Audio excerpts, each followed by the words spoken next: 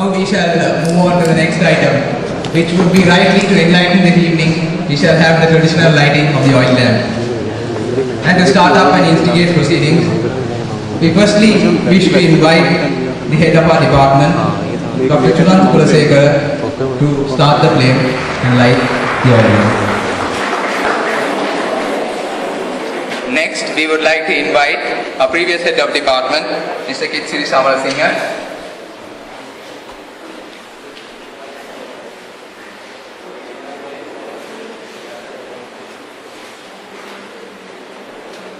Professor Mrs. Jayasinghe,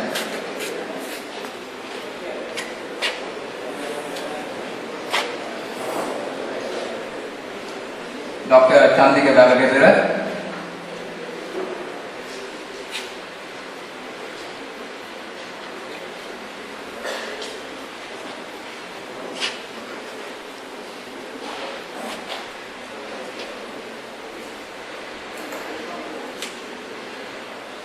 Dr. Rodrigo,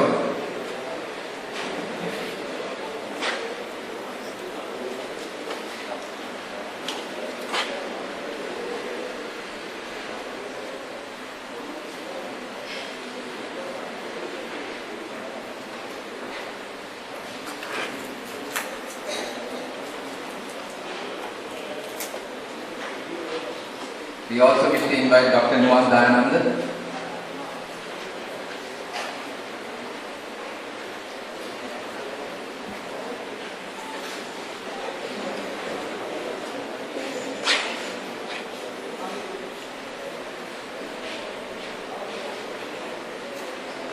Next, I would wish to invite the two batch representatives of the 06 batch of the Electronic and Telecommunication Department to jointly light the next flame.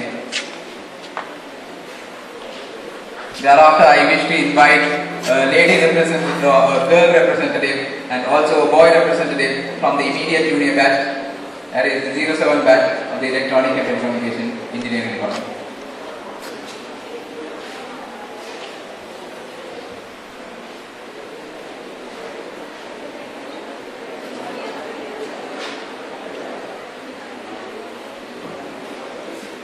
And also a girl representative.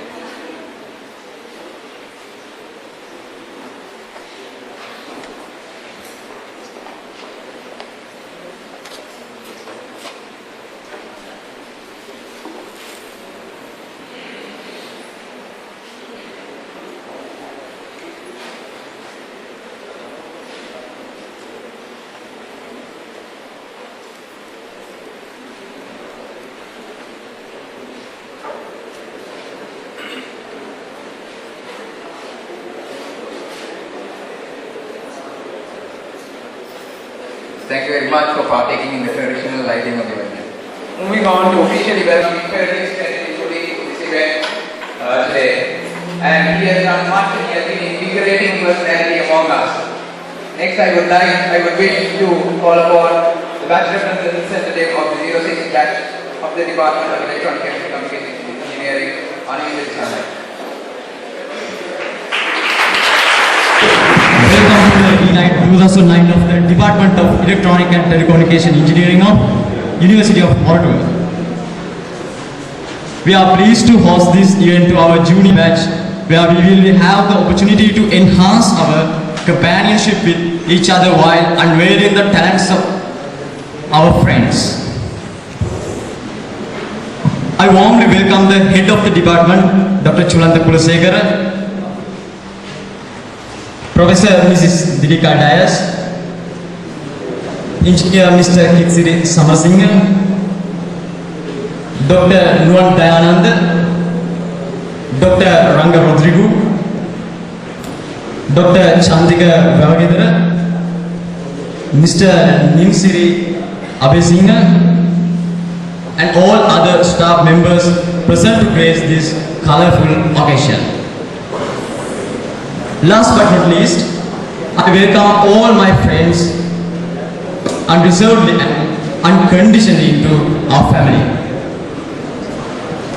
We are so glad you have fallen in love with our company tonight, and we have no doubt that our family, of which you are now an important part, will go from strength to strength.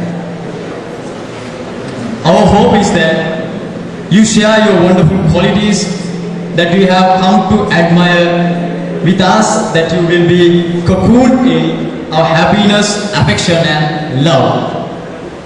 I take great pride in welcoming you all.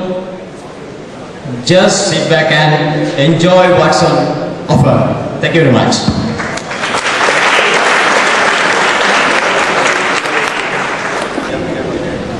Smooth seas do not make a skillful sailor. Talking about navigation, we would always wish to have some prudent words from the captain of the ship.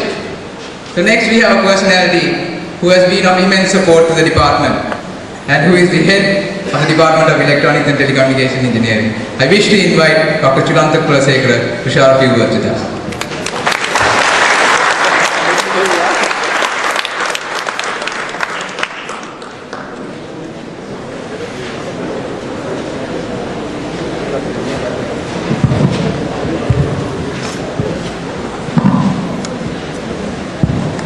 This technology is a little unstable. Dear staff members and students, I think for the past 5 or 6 years I have attended this your e-freshers night, except for 1 year where I had some other engagement, I think, because I really enjoy this. And today I think you have organized all these, arranged all these things to show that basically our students have a different part to them other than the academics, that we are very used to. Now, basically, having said that, let me start on my real speech that I was supposed to give. You realize that 6:30 was the date and the time that you gave. We were here at 6:30. So my speech today is on that actual time. We use that word with a lot of other qualifications, like we don't have enough free time, time is of the essence, exhausting time. We use that word with a lot of qualifications to explain certain things that happen to us. Probably the way I started this, you must be also thinking, how much time is this gentleman going to take to do this particular speech? So let's look at that word. We always say we don't have enough free time, we don't have this time to do that, and so on and so forth.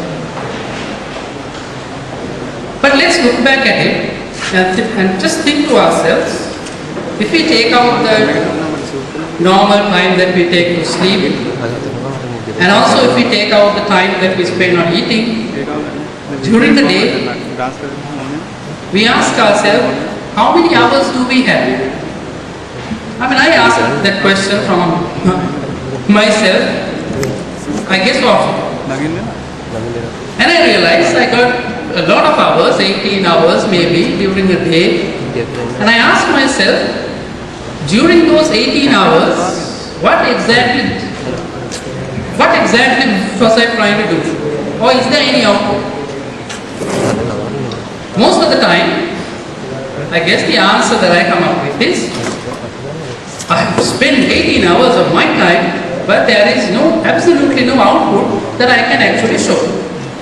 I'm sure if all of you look at that, if you take the hours of the day, you realize you come up with the same answer.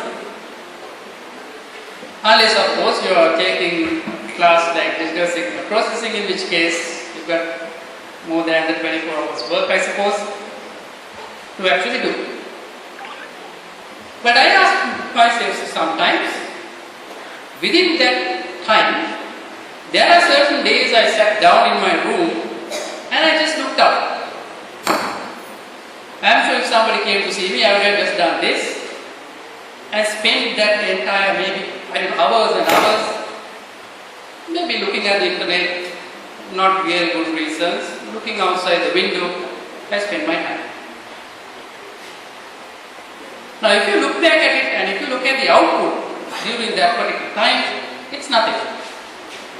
But I realize during that particular time, I got a chance to break out of the stuff that I was doing.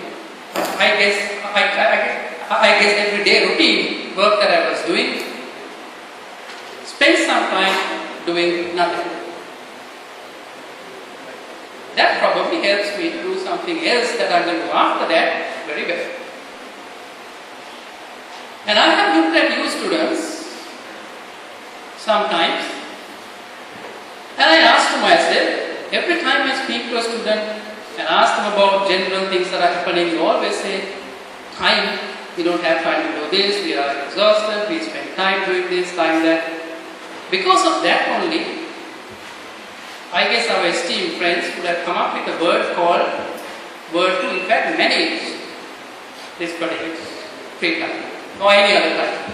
I guess, right? The time management came because of that. Because once it is gone, it's gone. This is the only thing, once it's gone, it's gone. If I speak this moment, it's gone. I cannot take it back. So because we have no idea, in fact, how to handle this, we have a word called time management. So I ask myself, what does this mean? We need managing of this particular time. So to me, that means you should be strong. You should be confident. Those are the two things that you would require for you to enable to organize what you do. I wake up in the morning, there are 15 things that I have to do, of which I can only do about 6. I wake up in the morning, I figure out which 6 are important to me, those are high priority, rest of them I put it aside.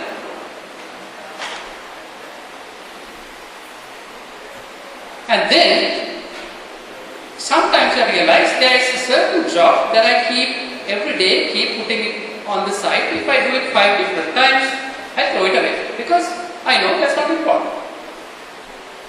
This is how I find the free time and the time to do everything I have.